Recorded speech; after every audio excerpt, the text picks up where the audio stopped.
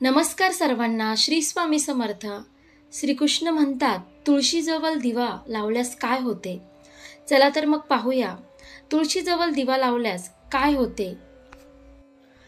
तुळशी रोपाला वनस्पती हिंदू धर्मात पूजनीय मानली जाते. 2. तुळशीच्या रोपाला माता लक्ष्मीचे रूप मानले जाते. 3. यामुळे तुळशीजवळ नियमितपणे संध्याकाळी अगरबत्ती आणि दिवा लावावाच. 4.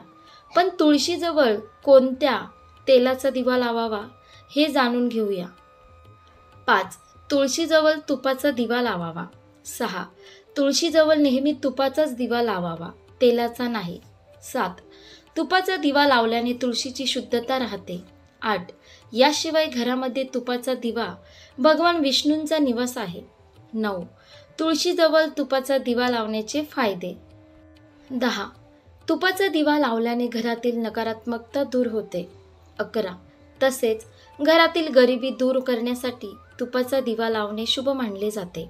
12. तुपाचा दिवा लावल्याने माता लक्ष्मी प्रसन्न होते. 13. तुपाचा दिवा लावल्याने घरातील सर्व अडथळे दूर होतात. 14. तुळशीजवळ तुपाचा दिवा लावल्याने घरातील सर्व दोष दूर होतात. 15. तुळशीजवळ तुपाचा दिवा लावल्याने ग्रहांची शांती होते. 16. तुपाचा दिवा लावल्याने घराची आर्थिक समस्या दूर होतात. 17. तुळशीजवळ तुपाचा दिवा लावल्याने ग्रह जीवनात यश मिळते. तुळशीजवळ तुपाचा दिवा लावल्याने गृहजीवनात यश मिळते. 18. तुळशीजवळ तुपाचा दिवा लावल्याने घर आणि सदस्यांमध्ये समृद्धी येते. 19. तुपाचा दिवा लावल्याने राहू आणि शनीचा अशुभ प्रभाव कमी होतो. 20.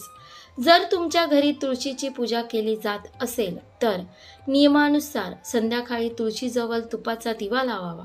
यामुळे घरात सुख समृद्धी नांदेल.